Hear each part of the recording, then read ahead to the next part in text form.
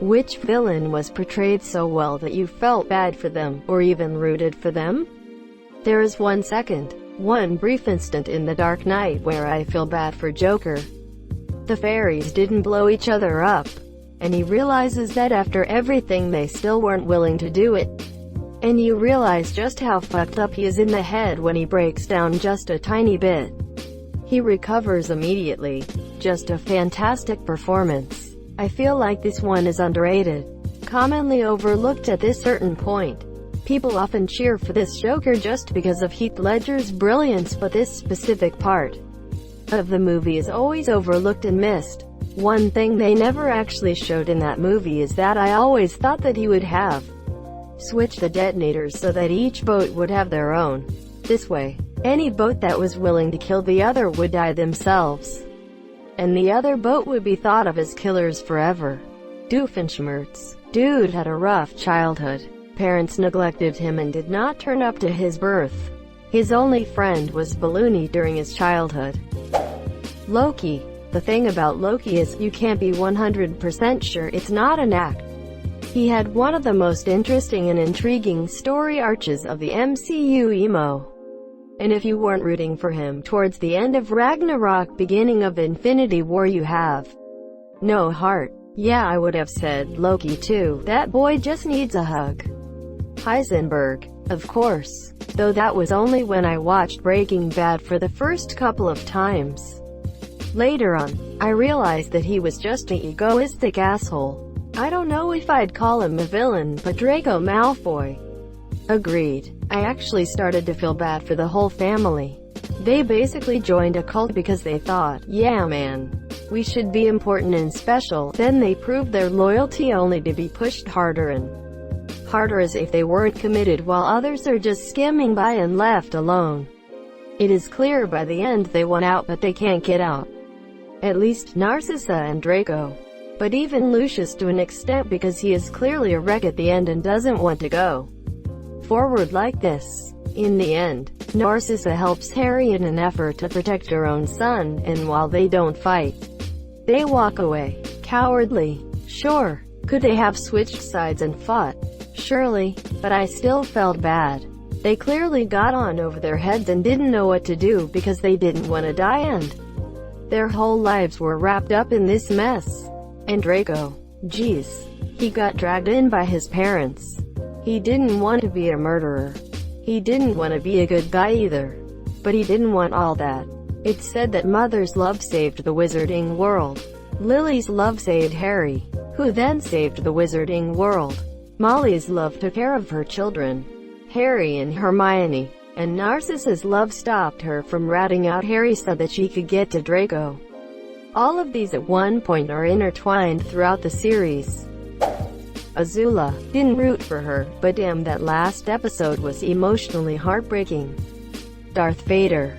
Palpatine manipulated him since the beginning without him even knowing it. Everything taken from him for the sole reason to make him loyal. Then made a prisoner in a suit that kept him alive, but perpetually in pain. Made one of the most evil men in galactic history, and nothing he could have done would have stopped it. Killmonger. His final request hit me so damn hard. Can you believe some of my friends were like, but he's Wakandan, and I had to explain. His ancestors on his mother's side?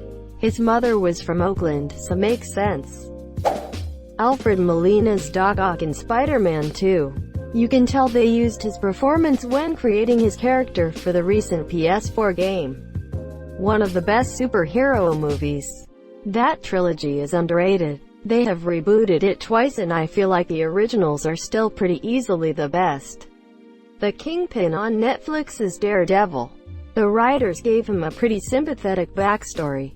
Actor D'Onofrio portrayed the character as very much aware of how flawed he was but simply doing the best he could in an imperfect world. IRC. He didn't come across as a sociopath, like the Joker, who just enjoyed vicious and terrible things. He came across as a business person from a background that would challenge anyone to lead a pious life. He was no more or no less immoral than any other person. He just had the distinction of having faced more dire dilemmas than anyone else. In the late 90s, early 21st century contemporary entertainment did a lot of flawed hero tropes. Daredevil gave us a seriously sympathetic villain. In the newest Spider-Man game, he's like, "Spider-Man, you idiot, I was keeping all the really bad guys out of the city." Quote, Thanos. As horrible as his intentions were, he went insane from watching his own home world die out. Also, my entire theater cheered when Thanos punched Captain Marvel out of the movie. Greater than also my entire theater cheered when Thanos punched Captain Marvel out of the movie. Take that, feminists. Tips, Fedora. Feminism arguments 100% aside, I just didn't enjoy Captain Marvel as a character, and neither did quite a few others. Mr. Freeze in the animated Batman movies and series. Batman. TAS was the best interpretation of Batman. Hands down. Mark Hamill is the Joker. Mr. Freeze evolving into an amazing sort of anti-hero. So many rogues. Great stories. Man, 90s comic book cartoons are arguably better than modern comic book movies. Kronk. Golem. Always think of this quote scene when it comes to Gollum. Greater than Frodo. Asterisk, it's a pity Bilbo didn't kill Gollum when he had the chance. Asterisk. Greater than Gandalf. Asterisk, pity. It was pity that stayed Bilbo's hand. Many that live deserve death. Some that die deserve life. Can you give it to them? Frodo. Do not be too eager to deal out death in judgment. Even the very wise cannot see all ends. My heart tells me that Gollum has some part to play in it, for good or evil. Before this is over, the pity of Bilbo may rule the fate of many. Asterisk. Sweeney Todd from the original musical. A corrupt judge sent Sweeney to jail so he could fuck his wife. Wife went insane, so he kidnapped their daughter, raised her as his own, then tried to marry her. For most of the show, you kind of hate the people he kills. Wile E. Coyote. The cartoonists are the real villains there. Google the speed of a roadrunner and a coyote. We were lied to for all this time. Tom from Tom and Jerry. Tom seems to mind his own business. Then this piece of shit mouse named Jerry decides to pester him because why not? Tom always loses and I feel for Hi Monsieur. That's why I felt good when in the episodes they were friends. I found Anthony Hopkins played Dr. Hannibal Lecter so well in Silence of the Lambs. He could play the charming part quite well, and he was one of those rare baddies that I was rooting for. Hi Monsieur, I must admit. The part where he escapes his cell is one of my favorite parts of the entire movie. In the book Hannibal he was admirable as well. Squidward, not the villain, but I always feel bad for Hi Monsieur. Well, I suppose you could say that he was technically the protagonist, but the majority of the movie was spent with him being the villain of his town. That person is of course Megamind. Ozymandias. He just wants to end the Cold War. Dr. Heinz Doofenshmirtz, especially in episodes that have plots about him and his daughter.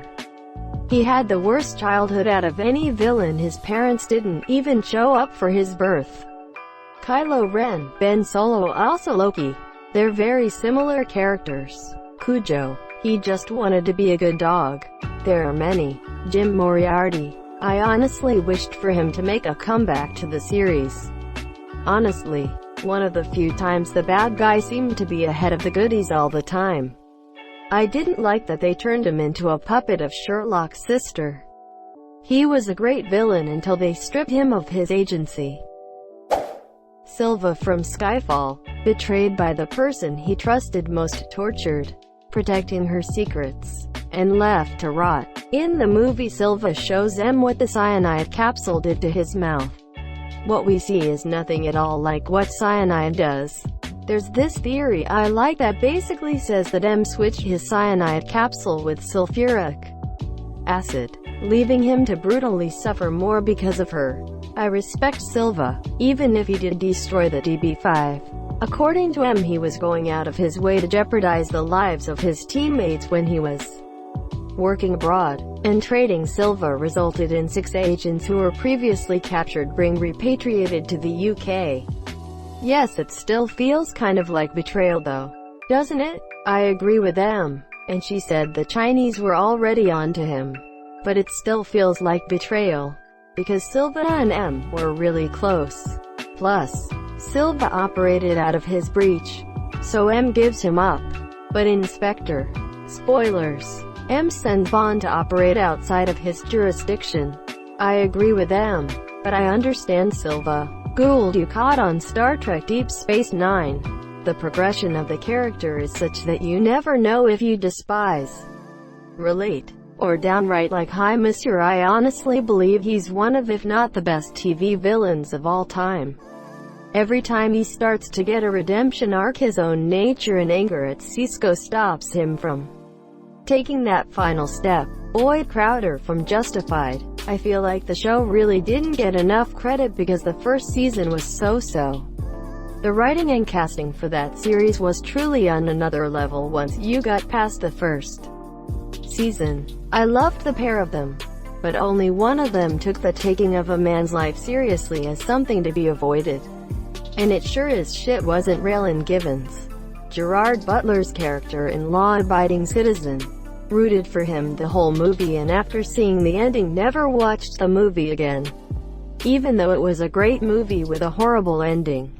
Yeah, I wanted him to blow up that hotbed of corruption. Really sad he was stopped. He was a righteous man.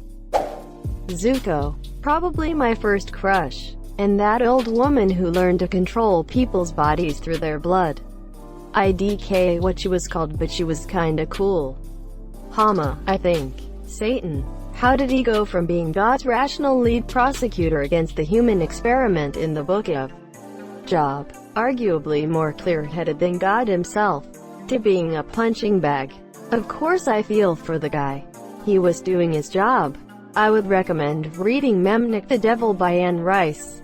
Paradise Lost by John Milton is hard to read. Kinda like Shakespeare, but it explores this question in a very interesting way. I put this one on my list every year and get sidetracked. I'll make sure it's up next. Bane. Poor dude just wanted to help out his crush after her dad kicked him out of their house. Judas Iscariot. He was the original fall guy. I mean, he did it of his own accord. Jesus was getting arrested sooner or later anyway. He pissed off the people in power. And he wasn't in hiding or anything. Judas didn't have to betray him for him to be crucified. That was his decision. Not sure. There are a couple of possibilities. He did it of his own accord. Or, he did it as instructed to expedite the Romans locating Jesus. The most interesting thing about Judas is his last name. It is derived from the ancient Greek word for assassin or terrorist. Hook. I was rooting for Phoenix's Joker up until he killed his own monsieur. Well, I know that wasn't his biological mom. Or was it? I don't remember. But you get the point. It was definitely his mother, who the father was is the mystery. Dr. Evil. Cersei Lannister. Especially in the books. In the later books, we see things from her point of view. Humanized the hell out of her. To the point where I was rooting for her and was devastated when she was brought to the Sept. Really? Most people, myself included, feel that the books made her look way worse than the show. Which kind of whitewashed her. Yeah, book Cersei is basically an arrogant, power-hungry sex maniac who thinks she's smarter than everyone around her. But really underscore ISNT. As I remember, she was vibrant, ruthless, and totally in love in her brother. Obsessed. In series, she's more calculating and chill. I've read books long time ago, but I remember her as walking calamity, energetic and primal in her doings. She was exciting, that's for sure. I always think Cersei is the pinnacle of George R.R. Martin villains in that she's not really deliberately evil or cunning or dangerous, she's just stupid and evil. She seems to do things just to appear evil and ultimately ends up declining into a scared mother, desperately trying to protect her kitties. Wilson Fisk in Spider-Man. Into the Spider-Verse. The guy just wanted his wife and son back. I wasn't rooting for him. But his don't go. During the final fight when he sees them again and they run hit me. The smoke monster, Man in Black from Lost. Yes. Thank you so much for watching and have a good day.